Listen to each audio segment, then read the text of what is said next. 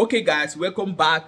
Today we are going to look into the recent attack that Asari Dokubo attacked the Igbos, because after the endbadgovernance protest, Asari Dokubo come outside to tell the public that there is a heavy protest in 5 eastern region, that this protest, a lot of things happen. He claimed that it's POB that do all those things in during this protest, but the truth of the matter is there is no protest in Southeast and they are not happy.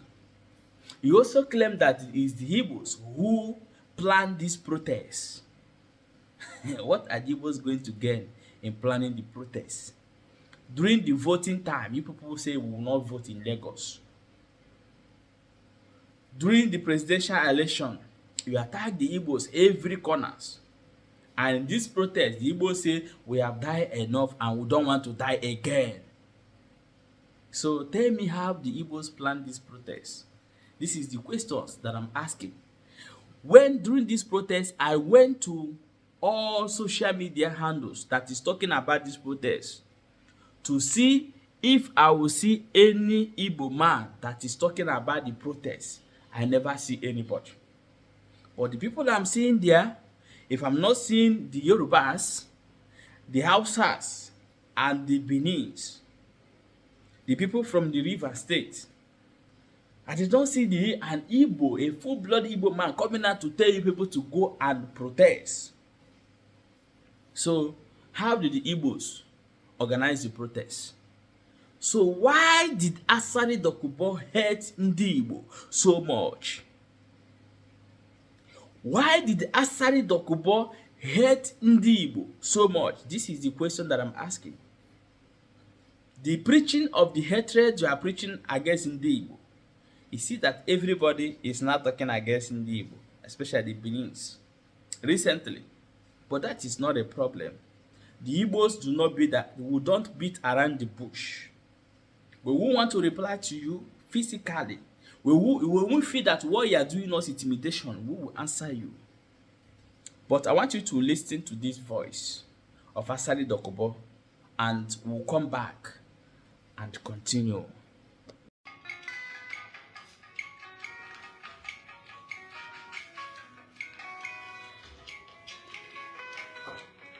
Good morning, good afternoon, good evening, depending on the location you are listening to me. Today, we're going to appraise and review the madness that took place in Nigeria, which they tag Movement Against Bad Governance. From the beginning, I told you that the whole episode was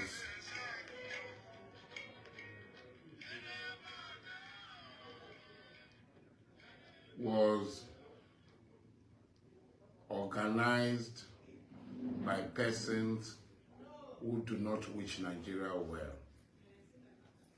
who do not wish their fellow human beings well.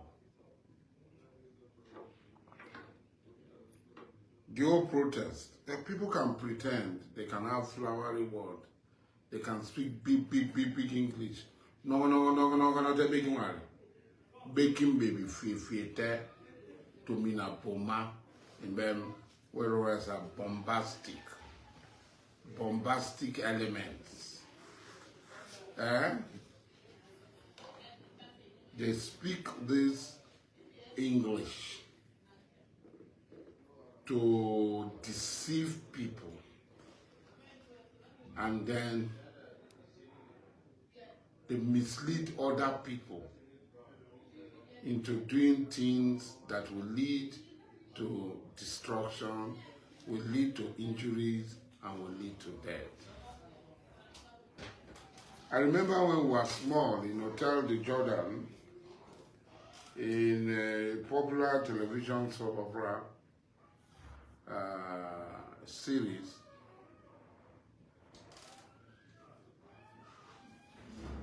there was this song Idemudia and in Brigade Beou used to sing. As they pain me, then they put for them fire. If you don't know, I tell you, na me they talk.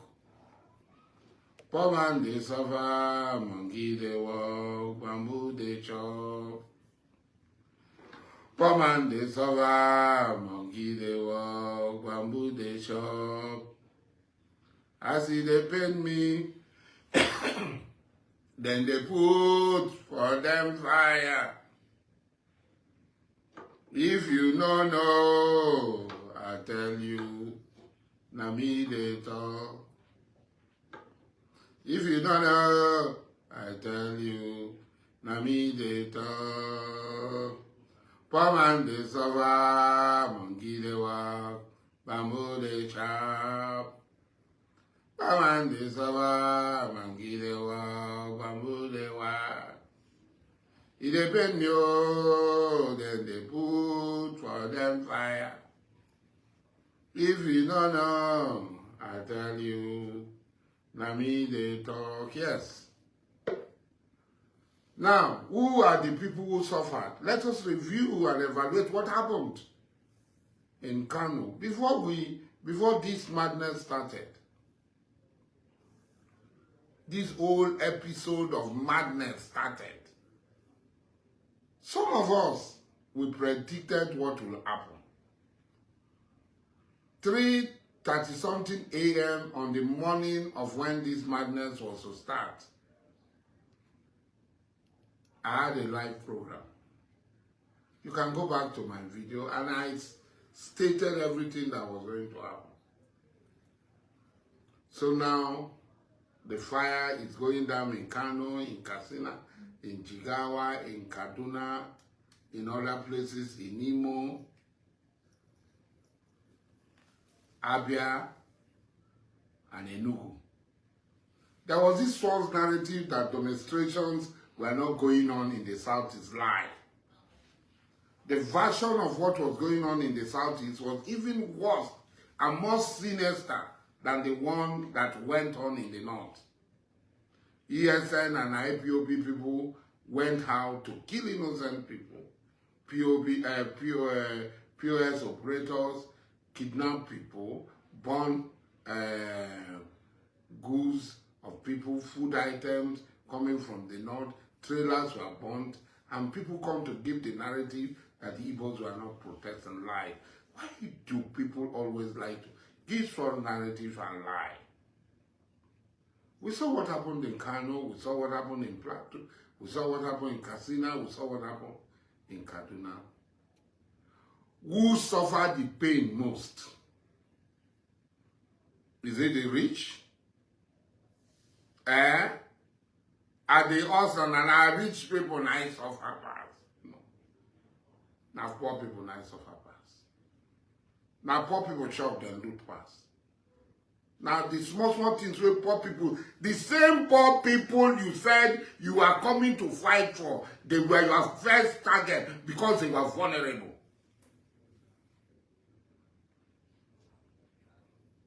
Because they were vulnerable. People have lost everything, their livelihood, they've lost their income. Totally, they are going to start all over again. Because what? You hate Ahmed Bola Tinubu. We were all here.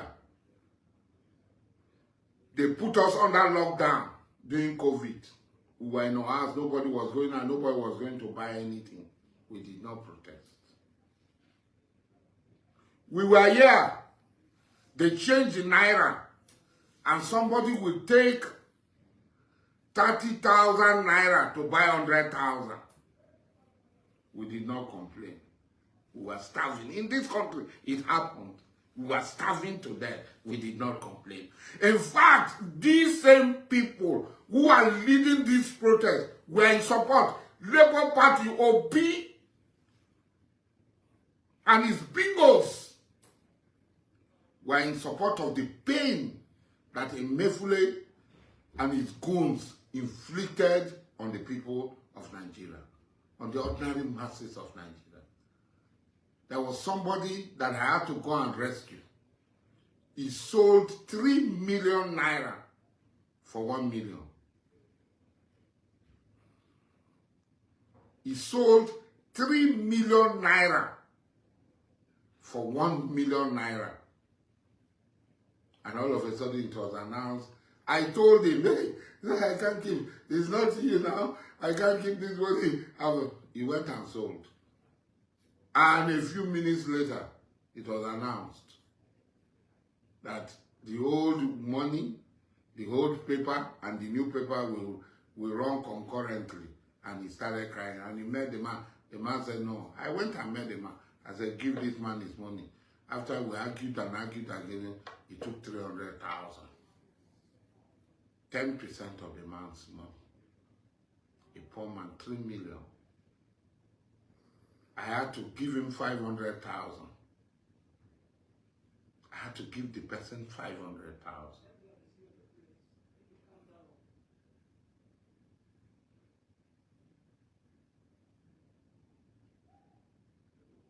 Pains, we did not protest. We were buying our own money, 30,000 for 100,000. So for every 100,000, we are going to lose 30,000 naira. We did not fight. We did not complain. We were here when they gave billions and billions in the anchor program for rice farmers. Some people cashed out, took the money, went and bought private jets, made investment in Dubai, made investment in different places, just show small farms in Niger and other places. We were all here. We did not protest. All Nigerians were not given equal access to those funds. We did not complain. We were here when money was given for aviation operators. People collected hundreds of billions. Today, we are paying more. We are paying more for air freight. We are going from Abuja to this thing. The other day, I paid 370-something thousand. After bailout funds were provided with our own money, our common patrimony money, our common wealth, we cannot benefit from it. Rice that was 15,000 now is 80,000. It's 82,000 here in Port Harcourt. Here in Obama, a bag of rice. We did not protest. People collected our money. We waited, we carried that burden for 4 years. We finished. That's the beauty of democracy. And we have been saying, wait for the 4 years. If you are not satisfied, vote this government out. If the policies of this government are not meeting the expectation and the needs that you expect, then keep your card safe. Don't come in and create anarchy, kill innocent people. Look at the number of people that were killed. They twisted my words, which are even trending. My video clips are there. I even clearly said, where your right stop. That is where my right begin. That don't bring your demonstration near me. And nobody dare to bring that demonstration near me. Because if you bring your demonstration close to me, you will collect woto, woto, woto. It's not by words. It's not by talking. You are doing your demonstration in Port Harcourt. It's none of my business. I am anti-protest. Don't bring your demonstration near me. My videos are there. I don't owe anybody any apology. If you come out and you bring it near me, then you are infringing on my right.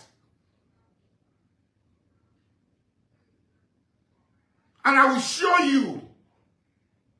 Wallahi billahi, I will show you. Because I did not bring my own near you. So, where is Dokubo Asari? You don't know where Dokubo Asari is. Was I in the moon? Was I not within Nigeria? So I will come to where you are jumping in Port Harcourt when I don't live in Port Harcourt. When Wike said in Tor and I parked and sold my property and came to Obama. Because of you, I will drive to Port Harcourt. Why can't you drive to where I was? And see whether you're not going to retrieve go. But I didn't want to, because so many well-meaning Rivers people, Niger Delta people called me and say, please pass Sisi, go so. In the way to go Kwema. Anything they say, don't talk to them. Okay, my wonderful people, welcome back as I've listened to that voice of Asari Dokubo. And this is what he's saying about the Igbos. I hope you're listening to from beginning to end. But the message we have is that the Igbos, we love you. You will be talking the Igbos, talking about the Igbos, talking about the Igbos, talking about the Igbos, you go tired. Igbos love you. Keep talking about the Igbos. That's why others in Igbo language that say that onye na-ekwu nwere ife ọ na-eme. Is somebody who have something doing that you will be talking of. If somebody who are not doing anything, that person is maybe irrelevant. Nobody will talk about the person. So keep preaching Igbo so that other people around the globe, the world, will know that there's a people like the Igbo people, and they are nice and business mindset people. When you are busy talking about the Igbos are busy creating multi-million naira business in their head. So, Asari Dokubo, I want to tell you, send you this message that the Igbos love you so much. Keep preaching hate against the Igbos. Thank you so much.